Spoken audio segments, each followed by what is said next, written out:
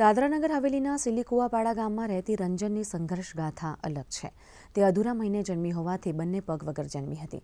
ત્યારે ડોક્ટરોએ પણ આશા છોડી દીધી હતી, પરંતુ તેના માતા પિતાએ આશા છોડી ન હતી અને દીકરીને શિક્ષણ અપાવવા માટે 5 કિલોમીટર દૂર ખભા પર બેસાડીને લઈ જતા હતા. રંજનના સંઘર્ષને જોઈને સેલવાસ રેડક્રોસે તેને સહાય કરી અને કૃત્રિમ પગની વ્યવસ્થા પૂરી પાડી. તેણી આત્મવિશ્વાસ સાથે ધોરણ 12 સુધીનું શિક્ષણ મેળવ્યું અને રેડક્રોસના સહયોગથી ટેલરિંગની તાલીમ પણ લીધી. આજે તે ટેલરિંગનું કામ કરી આજીવિકા મેળવી રહી છે.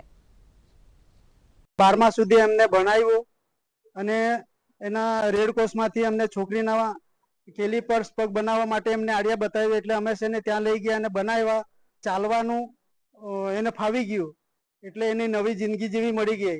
આ દીકરીએ પુરવાર કર્યું છે કે દિવ્યાંગતા માત્ર શારીરિક હોઈ શકે, મનથી નહીં. સેલવાસની આ દીકરીની ગાથા દરેક વ્યક્તિ માટે પ્રેરણા સ્ત્રોત છે. આજના દિવ્યાંગ દિવસે આપણે સૌ સંકલ્પ લઈએ કે દિવ્યાંગ વ્યક્તિઓને સન્માન અને સમાન તક આપીશું. વિરેન્દ્ર સોલંકી, દૂરદર્શન સમાચાર, સિલવાસા.